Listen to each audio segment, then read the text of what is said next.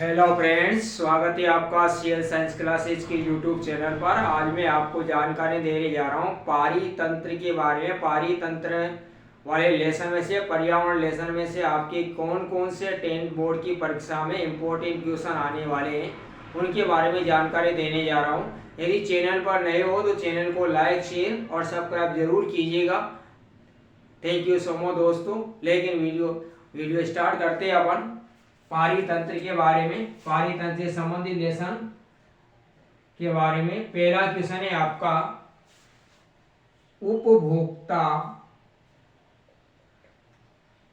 उपभोक्ता किसे कहते हैं? उपभोक्ता किसे कहते हैं? पहला क्वेश्चन है आपका, उपभोक्ता किसको कहा जाता है?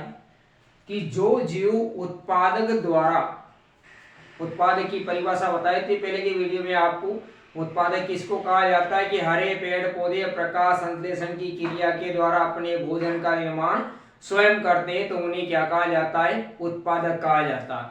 तो उत्पादक द्वारा, जो जीव उत्पादक द्वारा उत्पादित भोजन पर प्रत्यक्ष या अप्रत्यक्ष रूप से क्या होते, निर्भर रहते हैं तो उन्हें क्या कहा जाता है? उपभोक्ता कहा जाता है। तो इसका आंसर हो जाएगा उपभोक्ता का। तो जो जीव उत्पादक द्वारा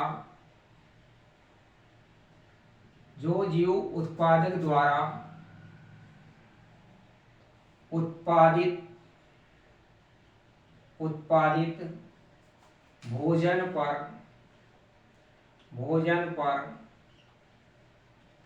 प्रत्यक्ष या अप्रत्यक्ष रूप से निर्भर रहते हैं उन्हें क्या कहा जाता है?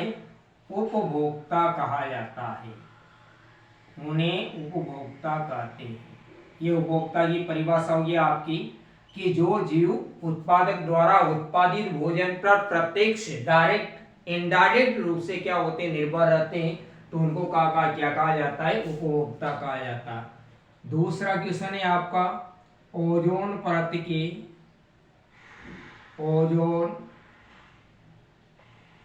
के अपक्षय के मुख्य कारक का नाम लिखिए। मुख्य कारक का नाम लिखिए। ओजोन परत के अपक्षय के मुख्य कारक का क्या लिखना है? नाम लिखना है। इस प्रकार से क्वेश्चन आते हैं आपके एक नंबर की। तो ये इसका मुख्य कारक किसको माना गया है? CFC को। इसका पूरा नाम है CFC का,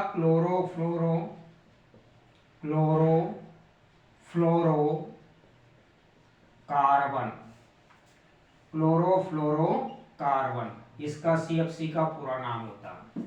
अगला क्वेश्चन है आपका,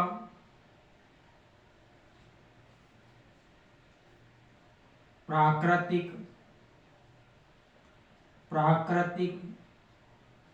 व कृत्रिम पारितंत्र का उदाहरण दीजिए। प्राकृतिक व कृत्रिम पारितंत्र का उदाहरण दीजिए। उदाहरण लिखना है आपको प्राकृतिक का और कृत्रिम का। तो इसका आंसर है प्राकृतिक पारितंत्र। प्राकृतिक पारितंत्र का तो उदाहरण है वन, तालाब व झील का पारितंत्र। वन, तालाब व झील का पारितंत्र, ये किसके उदाहरण है? प्राकृतिक पारितंत्र के। और कृत्रिम पारितंत्र के उदाहरण है कृत्रिम पारितंत्र। कृत्रिम पारितंत्र का उदाहरण है आपका, एक तो बगीचा है, और एक मानव निर्मित खेत है। मानव निर्मित खेत, मानव के द्वारा, मनुष्य के द्वारा बनाया गया खेत, ये कृत्रिम पारितंत्र के उदाहरण है। चौथा क्वेश्चन है आपका, जैव निम्नीकरणीय, ये भी क्वेश्चन बार बार आता है आपकी बोर्ड की परीक्षा में। जैव निम्नीकरणीय पदार्थ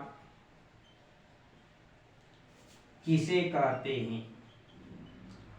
जैव निम्नीकरणीय पदार्थ किसे कहते हैं? तो जैव निम्नीकरणीय पदार्थ किनको कहा जाता है? कि जिन पदार्थों का जैविक प्रक्रमों के द्वारा अपघटन हो जाता है, अर्थात जैविक प्रक्रम सूक्ष्म जीवों के द्वारा क्या हो जाता है? अपघटन हो जाता है।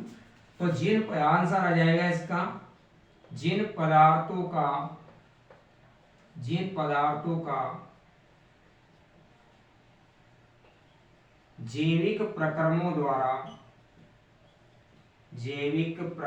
द्वारा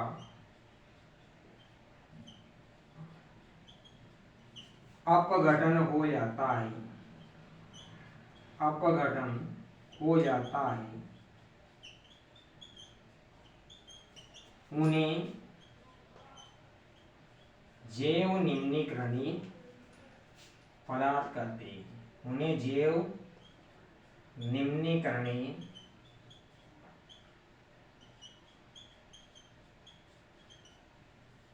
पदार्थ कहते हैं।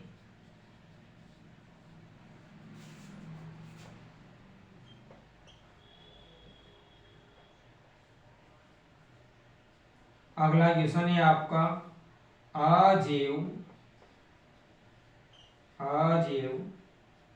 निम्नीकरणीय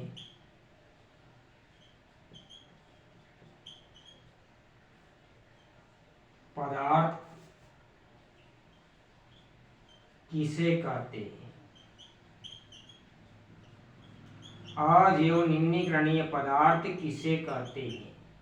तो अजैव निम्नीकरणीय, इसका जस्ट अपोजिट हो जाएगा। जिन पदार्थों का जैविक प्रक्रमों द्वारा अपघटन नहीं होता है तो उन्हें क्या कहा जाता है? अजैव निम्नीकरणीय पदार्थ कहा जाता है। तो जिन पदार्थों का जैविक प्रक्रमों द्वारा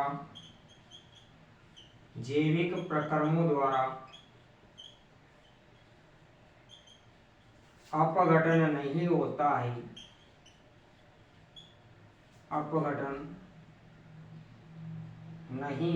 है, उन्हें अजैव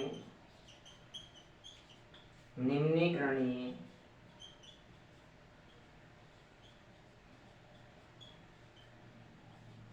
पदार्थ कहते हैं। उन्हें अजैव निम्नीकरणीय पदार्थ कहते हैं। तो ये क्वेश्चन हो गया आपकी। तो एक बार और समझ लीजिए आप कि उपभोक्ता किसको कहा जाता है? यानी जो जीव उत्पादक द्वारा उत्पादित भोजन पर प्रत्यक्ष या अप्रत्यक्ष रूप से निर्भर रहते हैं, डायरेक्ट या इनडायरेक्ट रूप से निर्भर रहते हैं, तो उनको क्या कहा जाता है? उपभोक्ता कहा जाता है। दूसरा क्वेश्चन है आपका कि ओजोन परत के अपक्षय के मुख्य कारक का नाम लिखिए। तो ओजोन परत के अपक्षय के मुख्य कारक का नाम है आपका क्लोरोफ्लोरोकार्बन, CFC का पूरा नाम है क्लोरोफ्लोरोकार्बन। यह मुख्य कारक माना गया है। अगला क्वेश्चन है आपका तीसरा क्वेश्चन, प्राकृतिक व कृत्रिम पारितंत्र का उदाहरण लिखना है। तो प्राकृतिक पारितंत्र का उदाहरण है वन, तालाब और झील। ये प्रकृति के द्वारा बनते हैं, अपने आप बनते हैं। इसके बाद कृत्रिम पारितंत्र का उदाहरण है बगीचा और मानव निर्मित खेत। बगीचा भी मानव बनाता है और खेत भी कौन बनाता है? मानव बनाता है। ये कृत्रिम पारितंत्र के उदाहरण है आपके। चौथा क्वेश्चन है कि जैव निम्नीकरणीय पदार्थ किसको कहा जाता है? कि जिन पदार्थों का जैविक प्रक्रमों के द्वारा अपघटन हो जाता है तो उन पदार्थों को क्या कहा जाता है? जैव निम्नीकरणीय पदार्थ कहा जाता है। और अजैव निम्नीकरणीय पदार्थ किनको कहा जाता है? कि जिन पदार्थों का जैविक प्रक्रमों के द्वारा अपघटन नहीं होता है तो उन्हें क्या कहा जाता है? अजैव निम्नीकरणीय पदार्थ कहा जाता है। वीडियो अच्छा लगा हो तो वीडियो को लाइक, शेयर और सब्सक्राइब जरूर कीजिएगा। और इस लेसन के बाकी के क्वेश्चन में अगले वीडियो में डालता रहूंगा आपकी